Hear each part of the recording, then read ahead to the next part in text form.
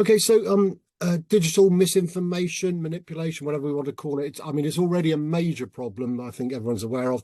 And AI explosion is kind of here, but not yet, and it's probably going to make things even worse. So I suppose depress us to start with, just how bad is the current situation, and how much worse could it perhaps get when AI is fully up to speed? Absolutely. We're seeing rapid advancements in the area of AI right now. And I think that is going to make it increasingly difficult for people to be able to differentiate between what's real and what's not real online. And what worries me the most, I think, is the pace of change that we're seeing, which can have good impacts, right? But it's also important for governments and businesses to be able to keep up with this, especially when it comes to new policies and regulations and legislation. And especially when you consider that bad actors have no barrier to entry with these tools, right? There's nothing stopping them from using it. Whereas network defenders might encounter more resistance when it comes to AI policies, which are in place for good reason, right? There are also business risks associated with this, like data leakage, for instance, that companies have to keep in mind, which can slow down the implementation of AI tools. So I think it's really a balancing act right now, and we're in the very early stages of this, where we're talking a lot about hypotheticals, where this could go, potential malicious use cases that remain to be seen. And so I think a lot of this is a big question mark, where we're going to be a year from now, especially when you consider where we were a year ago with the development of generative AI. So I'm excited, I'm hopeful, but I'm also cautiously optimistic as well, because I do think that there's a lot that companies and governments need to consider so that we don't fall behind in looking at ways to prevent malicious use cases with AI. Yeah, and I mean the attackers, the malicious folks get even more and more clever. So I mean, there's voice clones, deep fakes, which are in the news recently. Identity. I mean, I use phone banking, and I was patting myself on the back. I'm fine. And now somebody said voice clones, so I'm thinking, okay, right, that's me, snooker. But yes, I mean, what else is out there again, just to Sure. understand the picture? Yeah, how clever can these people get, or are they already, in terms of the attacking? Absolutely. We're seeing new tools that are released that are publicly available, that are also available to adversaries, like large language models. Some examples of that, ChatGPT is one of the well-known examples of that. We're also seeing deepfake technology that is publicly available. Anyone who wants to create a deepfake has the ability to do so now. It's not limited to people who have the knowledge of how to generate that. There are open source tools available. And so with that, we're seeing different use cases of using deepfake audio, for instance, in order to scam people, whether that be employees of a company to maybe send money.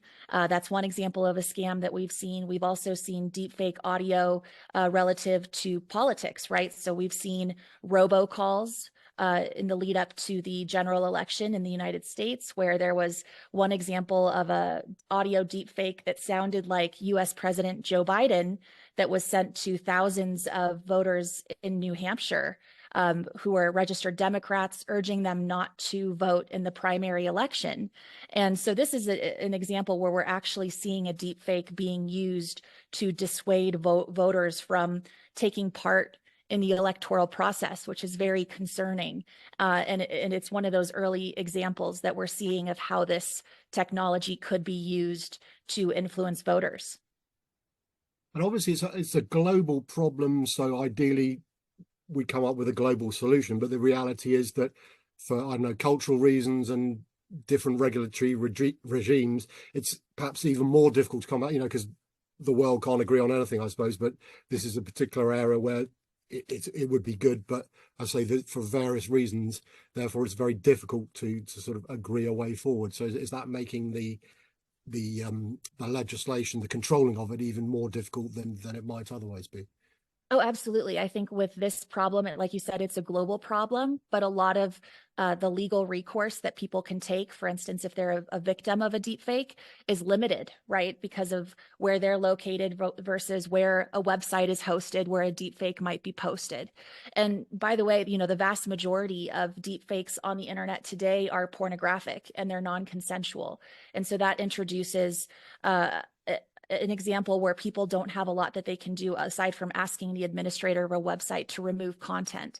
But we are seeing the introduction of new legislation. So for instance, I think it was the US and the EU both introduced legislation just this year that aims to criminalize the sharing of non-consensual deepfake pornography. And this actually came in direct results of the proliferation of deepfakes that featured Taylor Swift, which caused an uproar, obviously, among her fans and among the public, and really raised awareness to this issue because it was something that hadn't really received that level of attention before. And now we're seeing legislation as a result of that, which is encouraging that there is action being taken. And I know in the UK also, there was the Online Safety Act of 2023, so just last year, which criminalized the sharing of deepfake pornography. So those are just some examples of steps that we're seeing happening right now to address this issue. But there are also issues when it comes to freedom of expression versus being able to regulate on social media platforms, right? Because a lot of these social media platforms, they're headquartered in the US. And in the US, there's the Communications Decency Act, which can protect content platforms from any sort of legal liability related to user-generated content, right? So if a user publishes something, that platform may not be held legally liable for that under that law.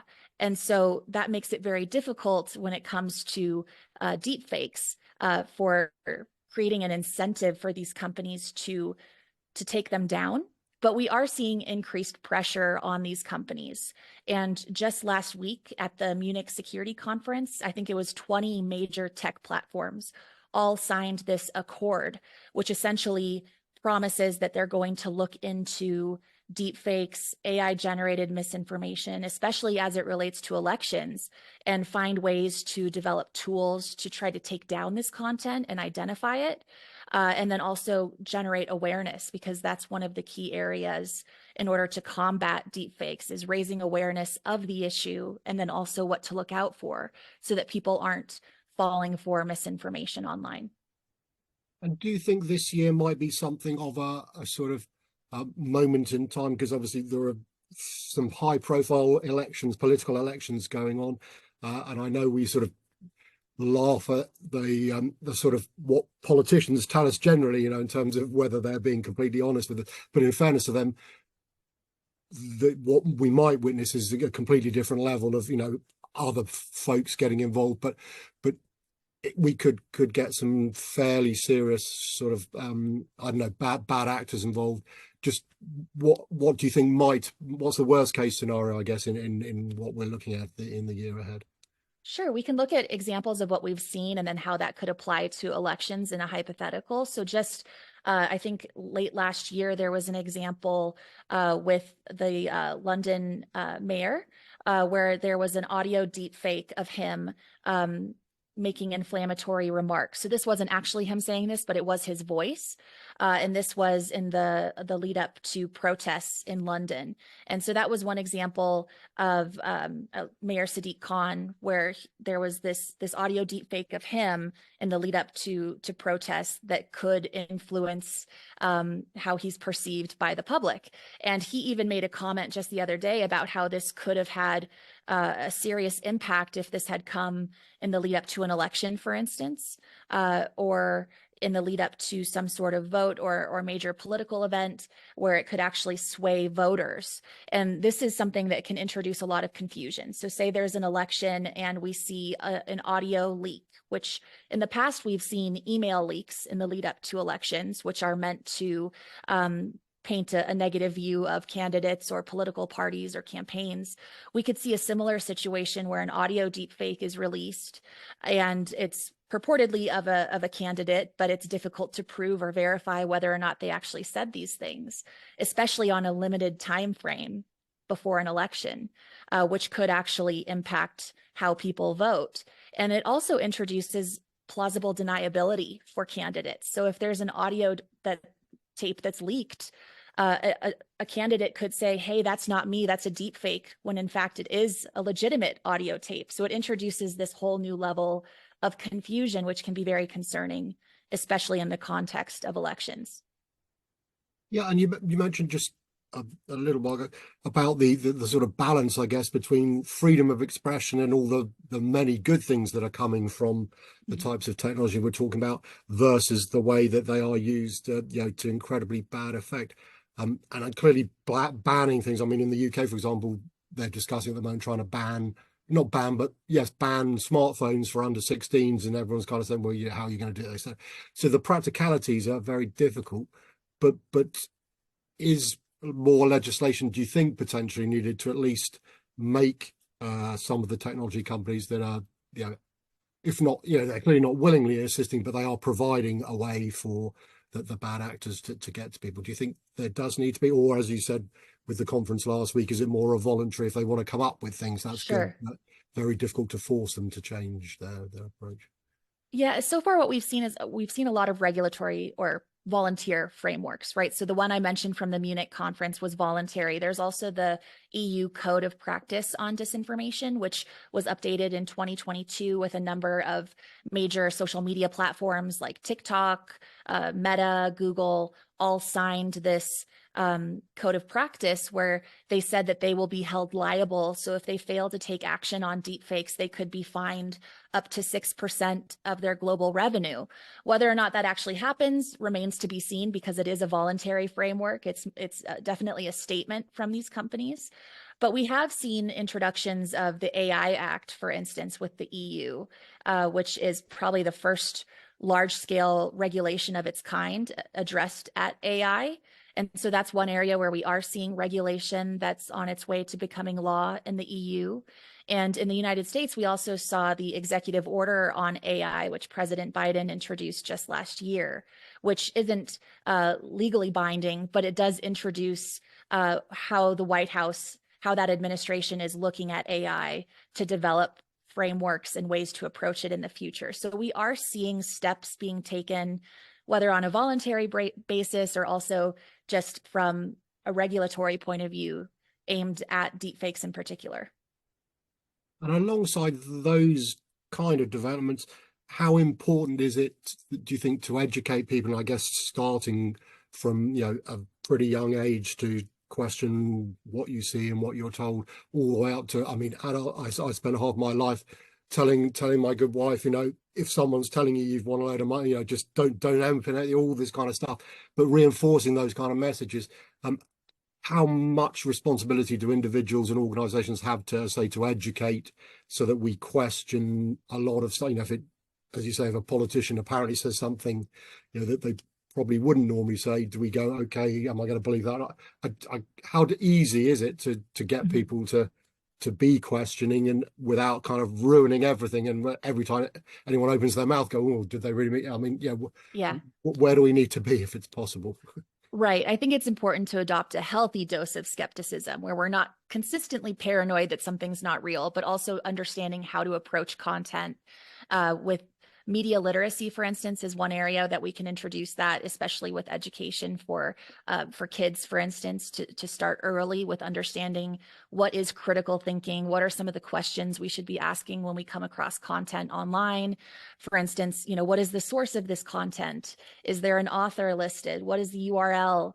Is there a potential motivation for releasing this content? Is there other information on the internet that corroborates this, that can help back up the credibility?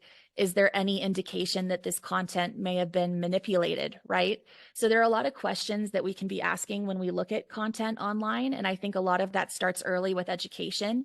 And there are a number of media literacy projects in the works to help address this. And I think that's one area.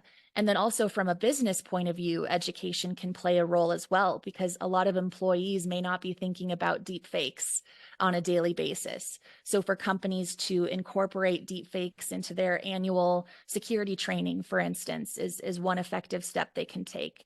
They can set up a method of communication. So anytime an employee receives a text message or a phone call, they can report it to the company to verify if it's legitimate. And really emphasizing to people as well that if they ever receive a request that has a level of urgency, that's a sign to actually slow down and take a minute to assess the situation, because that's one way that scammers try to lure people in, is with that level of urgency, pretending to be the CEO and saying, hey, I need this done that's one example of a scam that we've seen, where just knowing what the signs are to look for can really help mitigate that risk in terms of scams. I suppose the difficulty is in specific examples, as you say, in work examples, you can potentially educate people to pretty much, they understand their job role and therefore the likely interactions, etc. But on a more general level, people, browsing the internet, etc., it's very difficult. As you say, I mean, the clever people will put out something and then deny it as a deep, so it's a bit of a Wild West situation. I mean, the platform, the content providers, I don't want to hammer them because I know they do good, but unless they are somehow held to account, what possibility is there to really kind of clamp down on the amount of misinformation out there? And also, as we know, slightly at a tangent, but the fact that all these algorithms tend to feed people what they want. So, if they're looking at a particular thing, then they'll be given even more information to kind of reinforce their potentially, wrongly, held view. So, just any thoughts as to what can be done there? Yeah, I think we've seen some tech platforms actually take action in this area. So there's obviously content moderation, which isn't entirely effective, right? There's going to be content that slips through the cracks, but there are content moderation efforts at social media companies, which could be improved and will likely become a focus in the future. But there's also efforts I've seen, for instance, on X, the platform formerly known as Twitter. I've seen examples of certain posts that are flagged where there's a comment underneath a post that adds clarification for someone scrolling, which I've found to be beneficial because it helps highlight for the user, wait a minute, there's some other information, there's additional context you may want to know in relation to this post. And so I think that can be really important, because not only is it a reminder that a post isn't always the full picture and it's up to us to do our due diligence to investigate and learn more, it also provides some of that information as a starting point for people. So I do think that there are efforts. I think that they can be improved and made to be on a much larger scale. But so far, it really is up to the platforms themselves to introduce this. There's no regulation requiring that they provide. So yeah, in terms of the bigger picture, I mean, if we step back, I mean, clearly a lot of what we see and hear about is quite frightening. But if we actually analyze how much of the overall picture that is, so out of 100%, there's maybe, 20% bad stuff goes on with the technology and 80% is for the good. So put it the other way, however bad it is, and obviously if it happens to yourself or someone it's particularly, but in general terms, it's the technology is overwhelmingly positive. Is that right to say? And therefore, however bad the bad stuff, there's no reason to sort of really kick it into touch because there are so many benefits. So I guess what I'm saying is risk management comes into it. Right. And as long as the good outweighs the bad significantly, then we, to a certain extent, have to live with the downside. Is that fair to think that? I think so. I think that the negatives we shouldn't downplay by any means. I think the negatives are something to really take seriously and really investigate and try to find as many use cases as possible to defend against. But I do think there are a lot of positive use cases for generative AI, especially with using it as a tool to help improve workflows. That's one of the most impressive cases I've seen for AI, is just helping day to day with tasks that are helping to alleviate workflows for people. And I've seen that as a use case in security, but it could also apply to pretty much any job if there are daily tasks that you can automate or use a tool to help speed up. So I do think that that's going to make a massive improvement for a lot of companies. And I think that if they're able to address the risk while also implementing this, then it will pay off in dividends in the future. So I do think that there are a lot of positives, and it's important to weigh those as well, especially when a company is making a decision on how to implement this for their employees. And just maybe finally, you're obviously employed by Splunk, so I'm just interested as to sort of where their take is on all this. What's their involvement on this particular topic?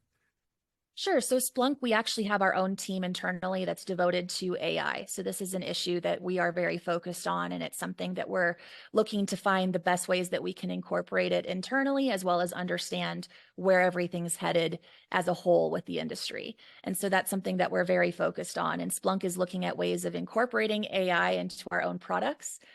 So we're focused on that as well. And I think that looking ahead to the future, this is something that I'm really interested to see how companies work to include generative AI for employees. And I think Splunk has done a really great job of being proactive in that by establishing an actual group dedicated to that function.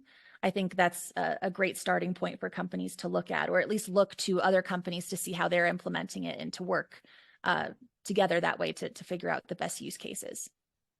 And final question, I must say I always chuckle when I get a release about ethical AI, because it seems to me that, you know, as soon as you let the genie out of the bottle, you know, that people will use it and abuse it as they want. But do you think it is sort of a realistic objective that it can be controlled in an ethical fashion? Or, as I say, as with so many other inventions, once they're out there, you just have to accept that the bad stuff will happen. But as I said earlier, as long as there's more good stuff, then, you know, life goes on.